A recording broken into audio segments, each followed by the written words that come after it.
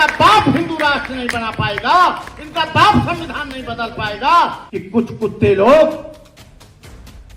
दलित लोगों में हैं, कुछ मुस्लिम लोगों में हैं, कुछ पिछड़े वर्ग के लोगों में हैं, जो अपने गले में विभिन्न पार्टियों का पट्टा बनाते हैं। तो राष्ट्र ना बने इसके लिए इकट्ठे हुए। ये क्योंकि समय बहुत कम है, ये सारी चीजों से निजात कैसे मिलेगी? क्या हम ऐसे मीटिंग करते रहेंगे, मिल जाएगी क्या? आज मैं अपने 50 वर्ष के साधु जीवन में दूसरी बार किसी मुस्लिम मंच पर आया हूं। मिल्ली काउंसिल ताल कटोरा में हुआ था एक बार, उसमें गया था। आज अब आया हूं, वो भी चाचा साहब की वजह से और आप सबके बहुत प्यार और मोहब्बत की वजह से। आप दो चीजें, देवकी नंदन परमहंसदास धीरेन्द्र शास्त्री, हम इन आडंबर पाखंडियों के बड़े आभारी हैं कि इन्होंने देश में हिंदू राष्ट्र की मांग करके यहां के करोड़ों लोगों को जगा दिया।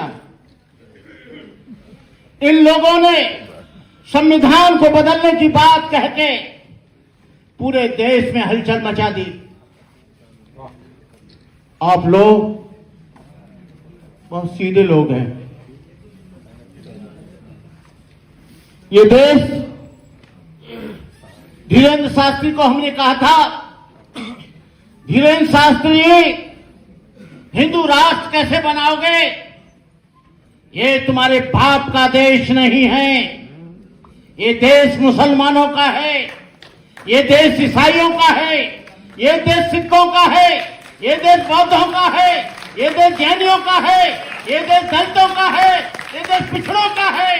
ये तुम्हारे 2% लोग इस देश को हिंदू राष्ट्र बनाएंगे तो मैं सोचता हूं इस देश के टुकड़े हो जाएंगे, ये देश खंड खंड हो जाएगा। लेकिन खालिस्तान की मांग करते हैं तो जेल के सीखचों में ठोक दिया जाता है और बाबा लोग बेलगाम हो गए। ये लोग हिंदू राष्ट्र की बात करते हैं तो ये आराम से इनका सम्मान किया जाता है। नरेंद्र मोदी जी जाते हैं, सारे लोग उसका दर्शन करने जाते हैं। एक बात याद रखना, संविधान बदलेगा तो न आप जिंदा रहेंगे न हम जिंदा रहेंगे, न ईसाई जिंदा रहेगा न मुसलमान जिंदा रहेगा, न सिख जिंदा रहेगा न जैन जिंदा रहेगा। और मैंने तो शास्त्री जी से कहा था, मैंने कि शास्त्री जी यहां हिंदू बिंदु कहीं दिखाई देता नहीं, हिंदू है नहीं, तुम पूरे राष्ट्र को हिंदू बनाने की बात करते हो। एक गांव, एक ताल्लुक, एक तहसील, एक गली हिंदू बनाकर तुम्हारा बाप नहीं दिखा सकता। कहीं से पूछोगे कि यहां हिंदू रहते हैं क्या, लोग कहेंगे यहां हिंदू तो नहीं रहता, यहां पर चमार रहता है, यहां पर महार रहता है, धोबी रहता है, लुहार रहता है, कहार रहता है, सुनार रहता है, काछी रहता है, अहिर रहता है, गड़रिया रहता है। हिंदू जात की जात जात में जात, जैसे केरा के पात पात में पात। यहां कोई हिंदू बिंदु नहीं है। और ये यहां पर ईसाई है और मुसलमान रहता है, सिख रहता है और तमाम मजहब के और लोग रहते हैं। लेकिन मुस्लिम भाइयों से मुझे शिकायत है, वो मैं चूकूंगा नहीं। जब आपकी लड़ाई होती है, जब आपके ऊपर दंगे होते हैं, जब आपके ऊपर अत्याचार होता है,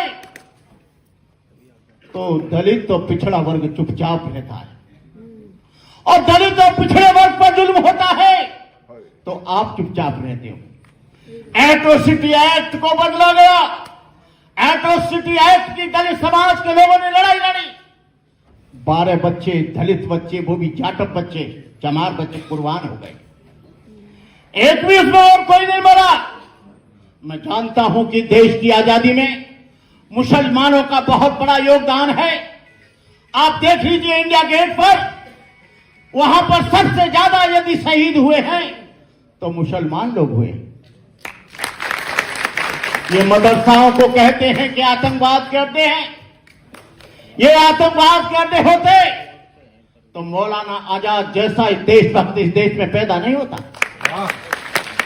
यदि ऐसा होता, ये मदरसे यदि आतंकवादियों करते होते तो अब्दुल हमीद जैसा जो पाकिस्तान के टैंकों पर पेट से बम बांधकर कूदा, अब्दुल हमीद पैदा नहीं होता।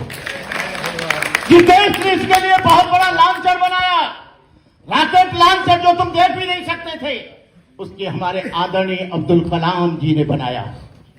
अब्दुल कलाम जैसा राष्ट्रपति नई देश में हुआ है न होगा। उस व्यक्ति ने अपनी सारी संपत्ति देश के नाम कर दी। 1 रुपया तनख्वाह लेता था, उसने अपनी पेंशन को भी राष्ट्र के नाम कर दिया।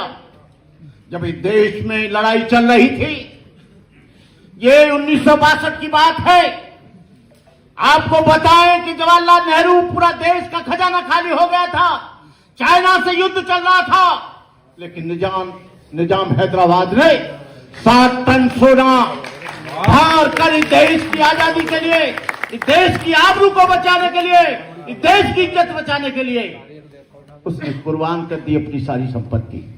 मैं कहना चाहता हूं, प्राचा साहब, आप यहां नुमाइंदगी करते हैं।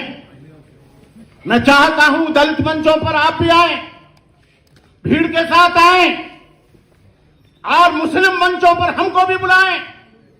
ये आदान प्रदान होना चाहिए, तब हम देश में संविधान को बचा पाएंगे। आपकी औकात नहीं है कि आप संविधान को बचा लें, हमारी भी औकात नहीं है कि संविधान को बचा लें, पिछड़े वर्ग की भी औकात नहीं है संविधान को बचा ले, सिखों की औकात भी नहीं है संविधान को बचा ले, ईसाइयों की औकात नहीं है संविधान को बचा ले। संविधान बचेगा, ये सारे अल्पसंख्यक, SC, ST और पिछड़ा वर्ग एक मंच पर आएगा। ये 3% रह जाएंगे। इनका बाप हिंदू राष्ट्र नहीं बना पाएगा, इनका बाप संविधान नहीं बदल पाएगा। तो मेरा आपसे गुजारिश है, मेरा आपसे निवेदन है, मेरा आपसे आग्रह है कि आप, ये वक्त आ गया है, हम सब लोग एक मंच पर आकर इस देश को, और सबसे बड़ी बात है, प्राचा साहब आप तो पढ़े लिखे आदमी हैं, तकीर रजा साहब आपको बता दूं, न्यायपालिका उनकी है, कार्यपालिका उनकी है, विधायिका उनकी है, मीडिया उनका है। RSS ने 100 बरस तक इंतजार करने के बाद पूरे देश पर काबिज हो गई, और तुम लोग 85% लोग आज मेमोरेंडम देते हो, बड़ी बड़ी सभाएं करते हो। ये इसलिए करते हो कि कुछ कुत्ते लोग दलित लोगों में हैं, कुछ मुस्लिम लोगों में हैं, कुछ पिछड़े वर्ग के लोगों में हैं, जो अपने गले में विभिन्न पार्टियों का पट्टा बनाते हैं। यहां मुसलमान और पिछड़ा वर्ग और दलित वर्ग मिलकर एक पार्टी बनाए पॉलिटिकल, तभी देश में आप कुछ बदलाव ला सकते हो, अन्यथा आप देश में बदलाव नहीं ला सकते। संविधान बदलेगा तो तुम बदल जाओगे, संविधान बदलेगा तो मस्जिद नहीं रहेगी, संविधान बदलेगा तो चर्च नहीं रहेगा।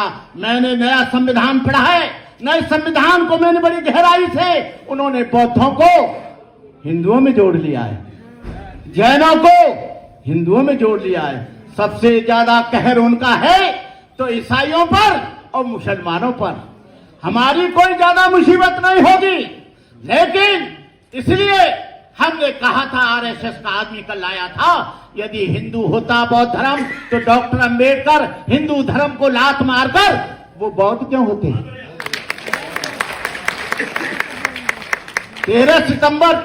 13 अक्टूबर 1935 को ये उनको क्यों कहना पड़ा कि हिंदू होना मेरे बस की बात नहीं, लेकिन हिंदू धर्म में रहकर नहीं मरूंगा।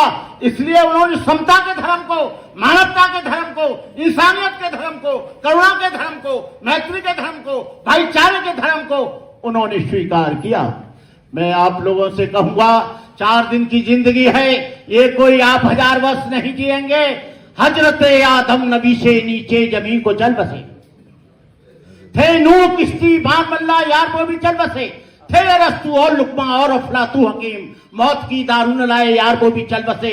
जिनका जमी पे था लश्कर और फौजोसिया, दिल के अरमा दिल में रहे यार को भी चल बसे। आज हम उनके चलने के करते हैं बना, लोग कल हमसे कहेंगे कि यार को भी चल बसे। सब जाने के लिए बैठे हैं, मरने के लिए बैठे हैं। अपने जीवन में कुछ ऐसा कर जाओ जो आने वाली औलादें, आने वाली संतानें आपका और ये देश हमेशा याद करे।